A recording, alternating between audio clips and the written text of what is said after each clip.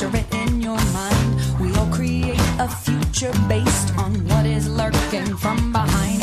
The ever-present energy of infinite possibility is pushing my imagination out from underneath me. Woohoo! This is Stasia Bliss.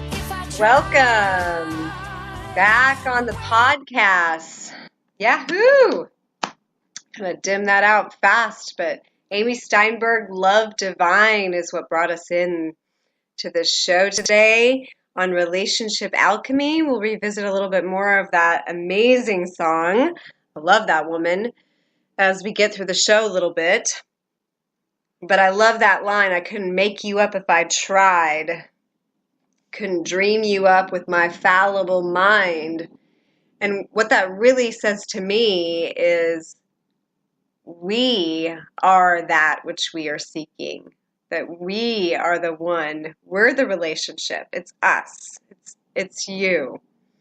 And this conversation about relationship alchemy is really a conversation about the relationship that we are having with ourselves and how that translates into our experiences with each other. Woo! So let's start with the word alchemy. What is this word alchemy? So this is a word I have been playing personally with in my personal and business sphere for many, many years. Alchemy in the ancient tradition was the art of changing base metal into gold. So the alchemist that was the art, and that's why they were hired by the royalty to perform this magical deed.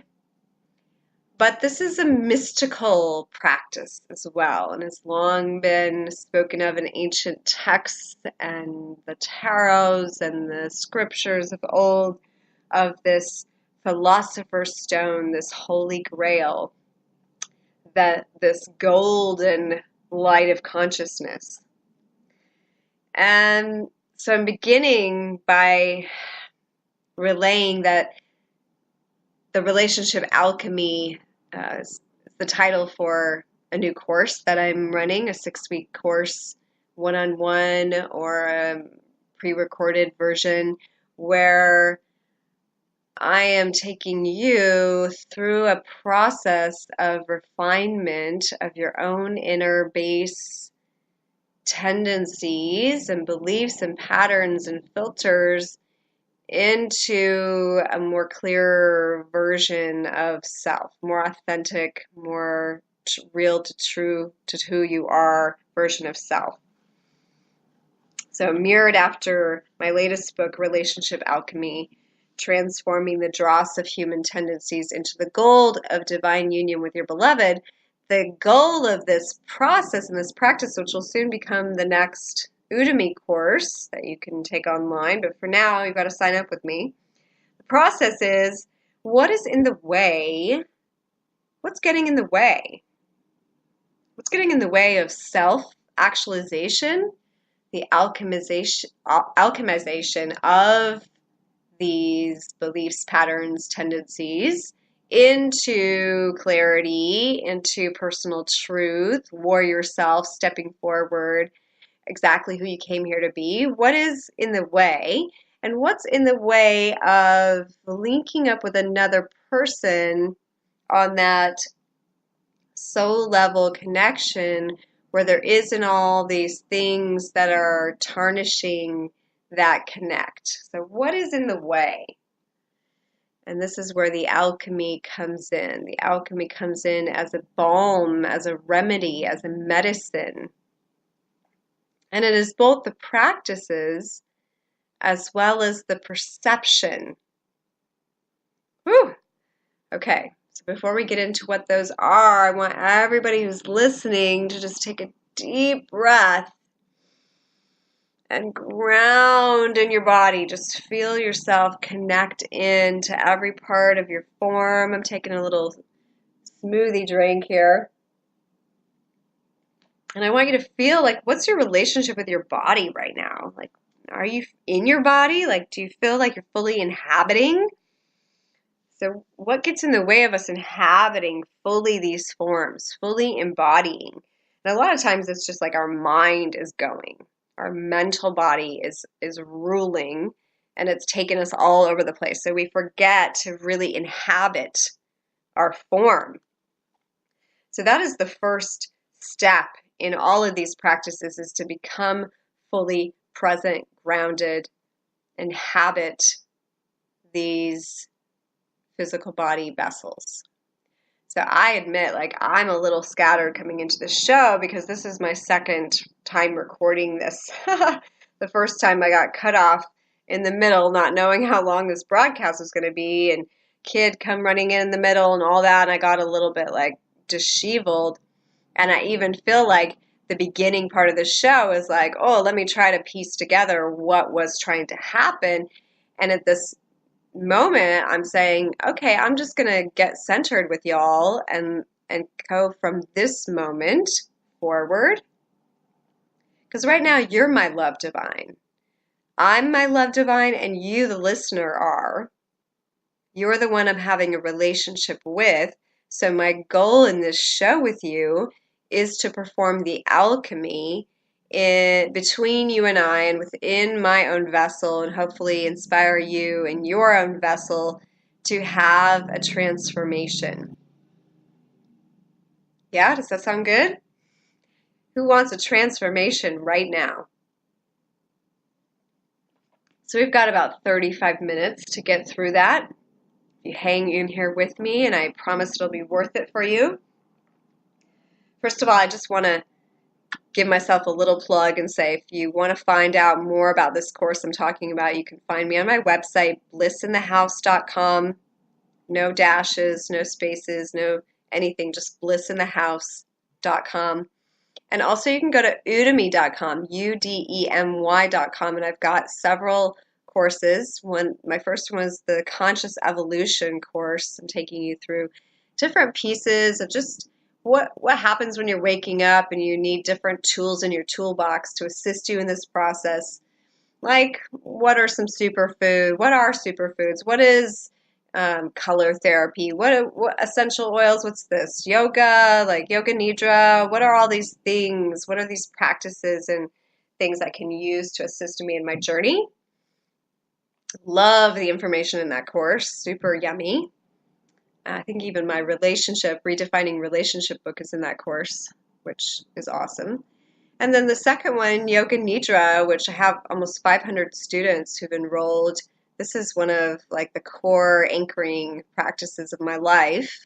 And I highly recommend, this is something, if you haven't practiced Yoga Nidra, that I highly recommend. Talk about being able to clear subconscious patterns just while you go to sleep. Just while you relax your body and get your mind out of the way and just allow the deprogramming, deconditioning, and allow the authentic self to come in.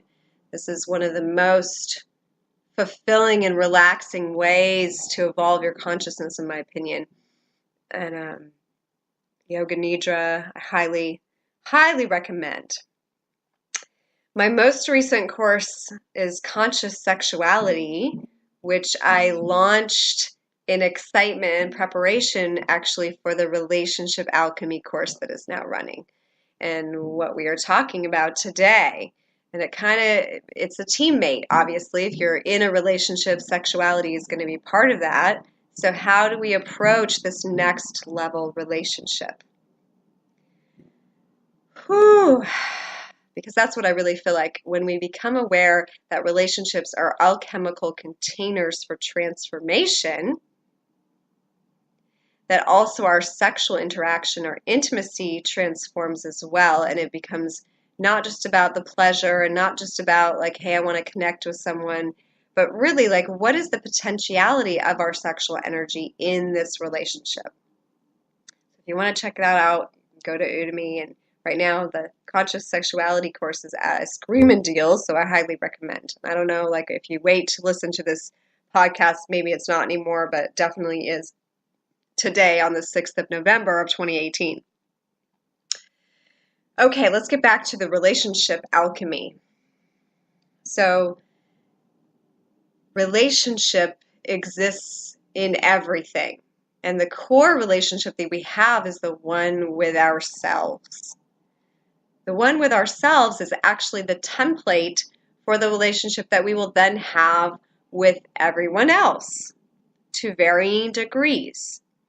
So to the degree that we are not integrated, that we have not alchemized certain tendencies, that we have not addressed certain patterns or suppressed emotions, those things will all project themselves into our various external relationships because we want to become whole. We want to embody fully. That's our goal of being here, I believe. We want to fully show up as our 100% authentic soul capacity. And in order to do that, we need to move through, integrate, sort through, figure out like what is the stuff that's blocking? What's keeping me from fully loving myself? What's keeping my relationships from being fulfilling and loving and supportive? What's blocking? Why don't I have the sorts of deep friendships I want? Why are my children and I not able to have a good relationship? What is the blocking factors? So as we begin to awaken in this journey and sort through this stuff, we're really sorting through boxes, libraries of information. We are looking at some of this as ancestral. We have patterns that have been passed on to us through our DNA, and this stuff is in our body. This is helping to control us on one level. It's actually expressing genetically through us. So we have that layer. Then we also have the layer of what happened to us as a child from 0 to 7 when we didn't have any filters and we just simply absorbed everything that was going on and we logged it as the way things are on earth. And that became the lens through which we looked at everything.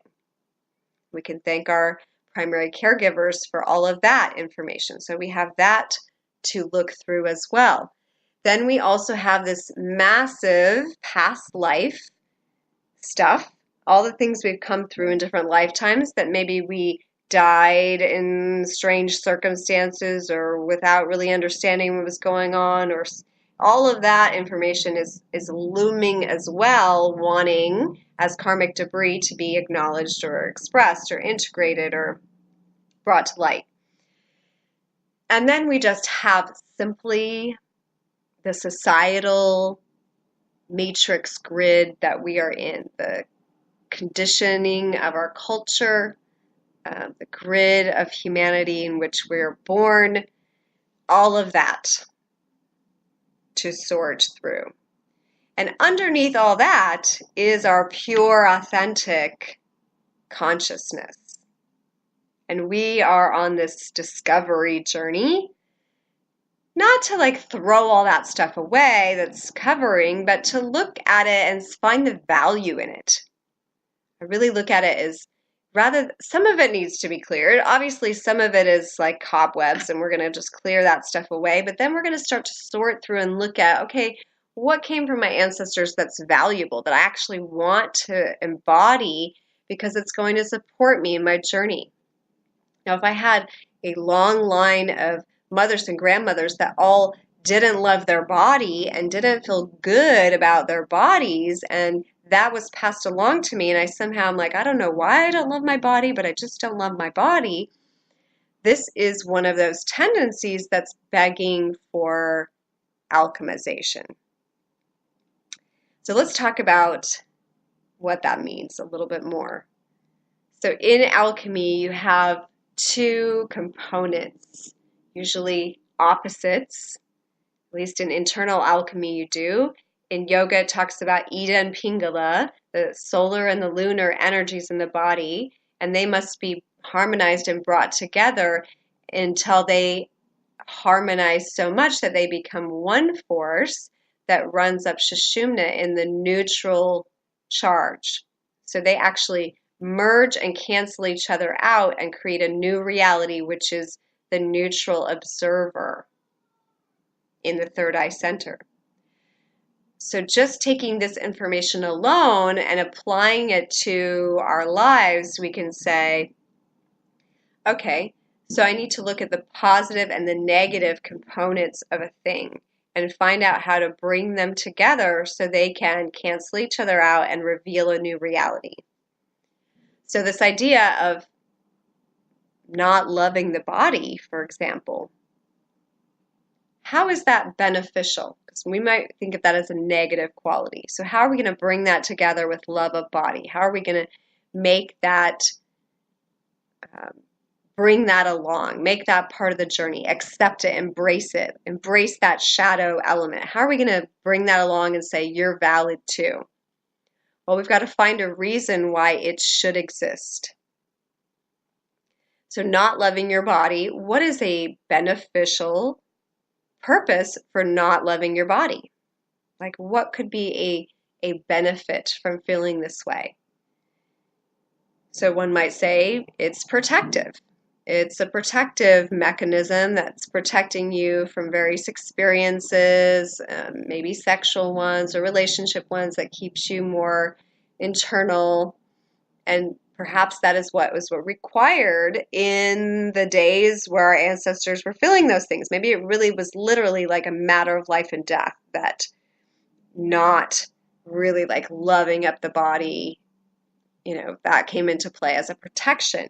So if we can validate that that's possible, if we can even say that's a possible reality, then we can embrace, hey, I love that about my ancestors, myself, so I can integrate it, because I've got to fully embrace that part of me that doesn't love my body.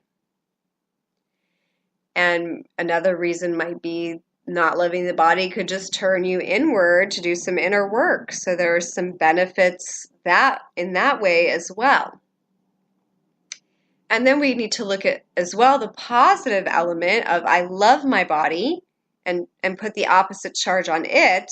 What could be the downfall to not loving your body? And look at that as well. And by doing this throughout the body system, and this is what I go into in detail in the Relationship Alchemy course, going through all of the consciousness valves, all of the areas through which we are manifesting a reality, and recalibrating them alchemically so that they reveal this neutral zone, which is the awakened Kundalini as the observer, where the inner marriage has occurred and we are in total harmony and unity with our body. Only then can we approach external relationships and have the same experience. So if you haven't dealt with your own inner demons, so to speak, if you haven't validated and embraced and found the benefit of the things in you which have a negative charge on them, let's just call it that, basically. If we can't do that in ourselves, then how are we going to approach another person in reality who everyone has positive and negative charges in them? They all have positive, negative quality charges, and we place those on based on society and conditioning and past lives and all this stuff, but we all have both. You're never going to find another person that only has positive charges. They might only reveal those for a while, but eventually you'll get the other side. And that's usually when people go running. But people only go running if they haven't addressed and embraced those things in themselves first. The alchemy has to happen within in order for you to understand how to do this with someone else.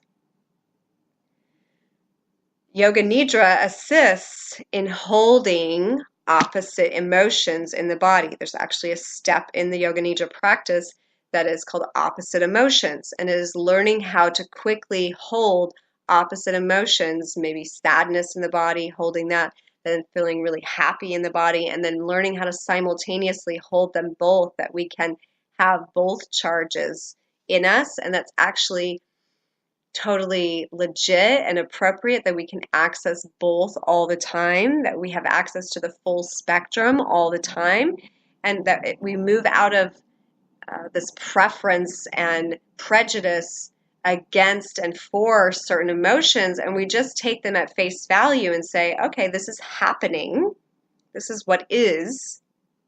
How can I be the neutral, loving witness observer and have unconditional love and see the benefits of this thing? And, that's loving someone really. If you can love someone's negative charges without judgment and literally see with and for them the benefits of those things in their life, even just for them to begin with, that will transform their life and that relationship like almost instantly.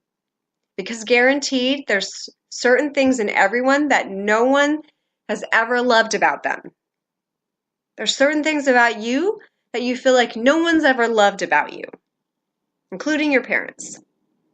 Like, even though our parents are like, I love everything about you, I love you no matter what, like, you always feel like, oh, there's certain things that my parents wish I didn't do, or wish I didn't act like, or say, or experience. And that's true with our intimate partnerships. If you've ever been in more than one relationship, then there was a reason on one or both sides, or either side, where you didn't accept a certain quality, be it, go as deep and dark as you want. And culturally, we can give validation to the reason for the split. Maybe it was traumatic, maybe it was violent, and we can validate, oh, you shouldn't be with that person because this is not socially acceptable, this is not a valid expression of love. And we can give all these validations to why the negative shouldn't exist. But we have yet to move fully into a culture where we give value and validity to both charges so that we can alchemize them and move to a different level of reality. And that's the tipping point that I'm suggesting we're at right now, is we're at that place in reality where we are ready to perform alchemy in a bigger way.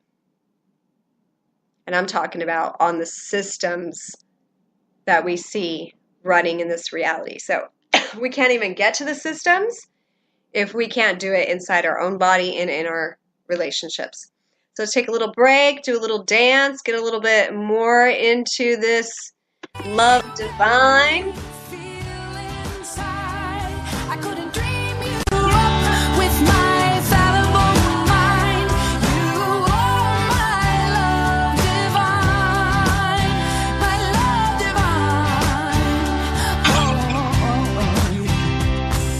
Coincidences follow us around like they've got something to prove.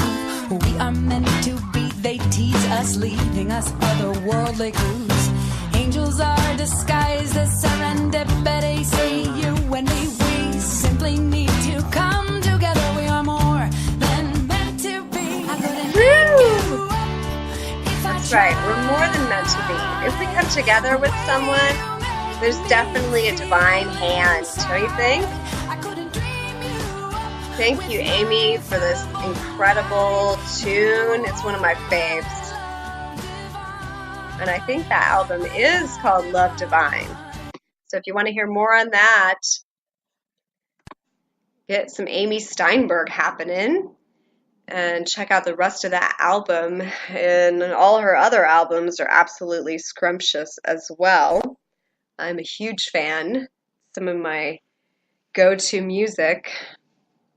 I love the conscious music where we're like, we're not doing this codependent love song stuff. This whole album that she's got, where this came from, Love Divine, I think the album is Love Divine.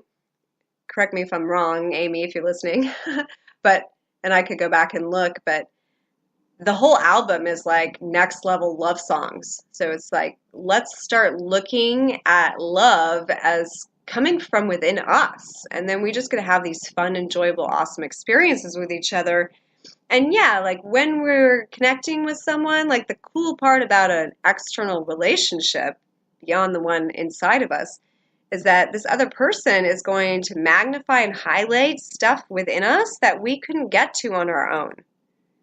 So if we have some wounds, if we have some unprocessed stuff, that first phase of our coming together is this alchemical process of transmutation, the transmuting of the dross into the gold. If we'll allow it, if we stop resisting, if we stop thinking the fighting is bad and just like start hearing, if we're fighting with someone and they're like yelling stuff at us and we're yelling stuff back, here's what's happening. a trigger happen where both parties have the wound, but everything you're saying to the other person is all about you. We can only speak to our own wounds. And if someone's yelling at you, everything they're saying is about themselves every time. And they can point fingers and like all day long try to be like it's you, you, you. But if you start to listen with that observer, witness voice, and you recognize, hey, this person's telling me some deep, dark secrets about themselves right now. They're telling me you're not worthy. What they're really saying is, I don't feel worthy. They're saying, you're wrong. What they're really saying is, I feel like I'm wrong. And they're talking about themselves, and they're giving beautiful insight into who they are and where they hurt. And if we can be the loving companion that hears that and holds space for that, and is like, wow, I'm going to hold space and love that part about you and see how beautiful that part about you is, then there's possibility for the alchemy, for the transformation. Gotta take a little drink here. So, this is big, guys. This is the big one. And this is why I'm focusing my attention on relationship alchemy right now, because I am preparing what I hear coming in, which is we got to get this stuff sorted out inside us and between the intimate partnerships, because gates are opening and it's time for the grand transformation on the planet here pending. And the only way we're going to transform the planet is to take the existing broken structures and systems and enact that same alchemy on them as we have done in ourselves and in our partnerships. So the bigger stuff, the world stuff, can only happen after we have perfected the art in ourselves and with our partners. So this is really important, key, base stuff for the transformation of the globe.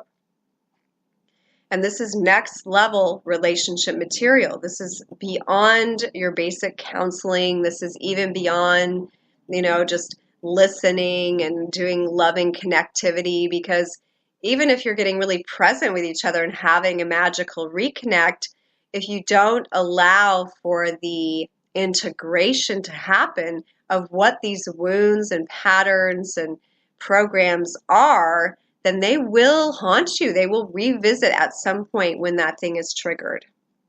So the triggers are yummy.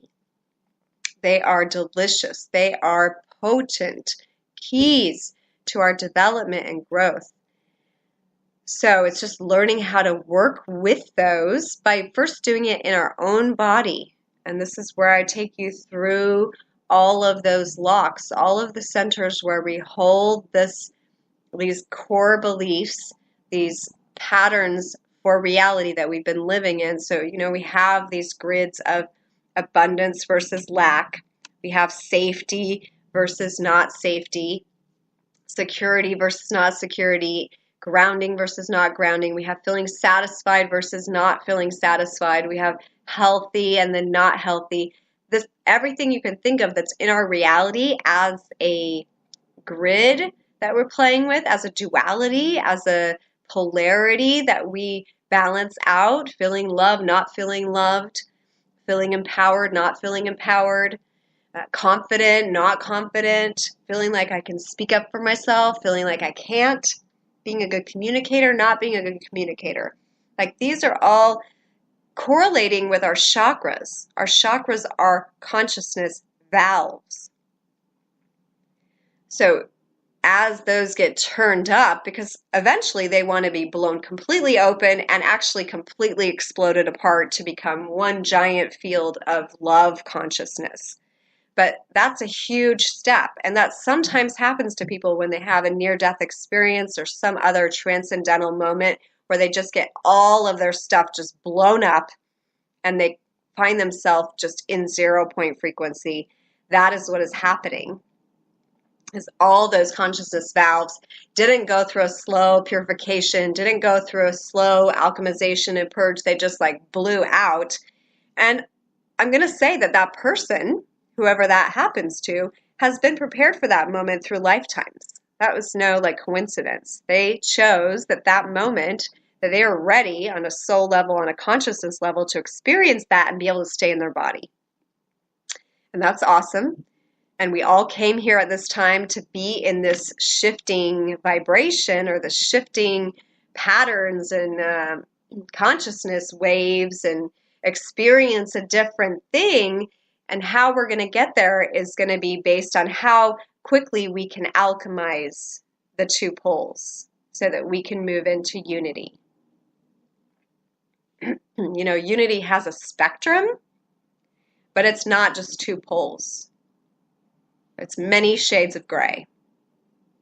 It's many different notes along from high to low note and everything in between. It's everything in between the saint and the whore. It's everything in between. So we're learning to embrace wherever we are on that scale and wherever anyone else is as the perfect manifestation of their soul evolution at that moment. And of the evolution of the one at that moment, because we are all part of one consciousness evolving, one planet evolving, one solar system evolving, one universe evolving, one everythingness on its journey. That's big. So we've come from a program and a system that wants to convince, or has convinced us, that there is just a certain right way and a wrong way. And we are breaking out of that systematically as quickly as we can. Like a flower opening sometimes. Excuse me. But in order to do that, this is where the alchemy really comes in, is, okay, let me take this broken system and work with it in order to transform it. And I'm just going to speak for a moment, and then we're going to start moving into the close of the show, because even though I have 45 minutes on here, I'm not going to probably swallow the whole thing, because I think we've covered most of what I want to talk about. But I want to touch on the systems, the global systems, and how this is looking to me at this point. And where I feel so excited and drawn to move through these relationship alchemy processes and to get to this bigger picture. I had this vision the other day, speaking with my roommate, about home births versus hospital births. And again, it was this black and white reality. And of course, you find some places that have tried to bring a little bit of each of those into the other. But what I really heard in this conversation is these are two totally different realities. And it's not necessarily that one is right and one is wrong, but one is more nurturing to the emotional body, to the sense of safety, security in a organic, home, natural feeding, like the subtle senses way.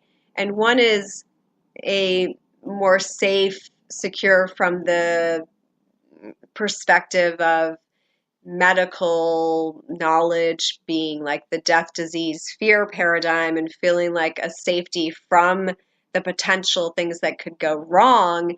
And yet there isn't really anything in that reality that's nurturing the soul essence, that's nurturing the spirit of the being, that's nurturing the consciousness that's coming in. There's not really a recognition there of the deeper picture, which we could say is true all the way through the medical industry. There isn't an acknowledgement of the consciousness. It's just the body. And when we get into these holistic methods, we could say there is an acknowledgement of the consciousness and of new levels of the body, but they have also been disallowed to contain some of the very helpful elements of the other paradigm. So the integration of these two things would see the benefit of each one and the downfall of each one, and allow them to come into a harmonious union where a new reality could be birthed. And this is what I'm seeing, like as we do this in ourselves and with our partnerships and with the people we love and that are closest to us, it will become more and more revealed and shown to us how to do this in these larger systems, which needs to happen all across the board, from our food to our judicial system, political system, environment, everywhere. Everywhere needs this integration concept. And I want to thank my mentor, Lisa Kay, founder of Integrated Consciousness, who completely changed my world by introducing me to her method of integration.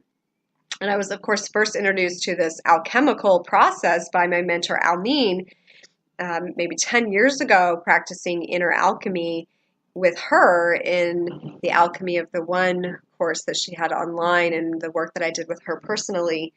That is what stirred in me originally this need to jump out of duality consciousness and into unity. And the practices that I did there then 10 years ago set the stage and allowed my consciousness to kind of stay locked on the unity. It's like as the goal, as the point through which I'm looking. And now it's like, okay, what do I do with all these opposing arguments, these opposing views? And for a while, it was like watching just a ping pong ball go back and forth and back and forth. And yoga helped me go into yoga school in India and working with the Sanskrit terms of, the spine and Ida and Pingala and Sushumna channel and the Kundalini and all the chakras. Like that gave also a greater language to what's happening.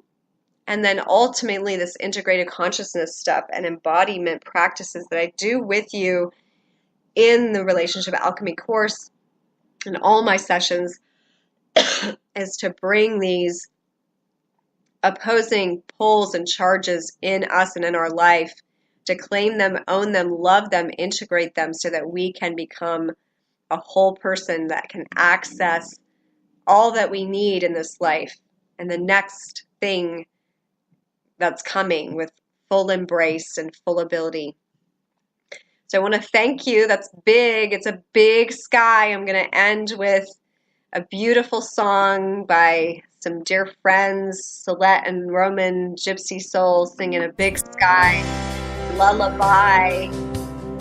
One of the most beautiful love songs I know. Imagine singing this to your inner self and all those you love. Thanks for joining me. See you next time.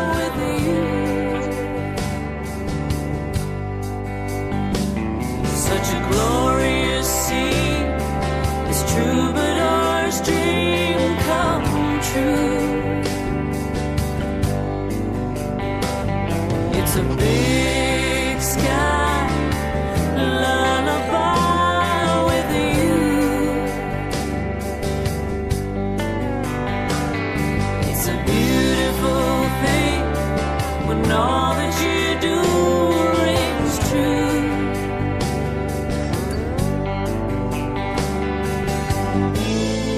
You set my heart free to soar on the wings of love's majesty.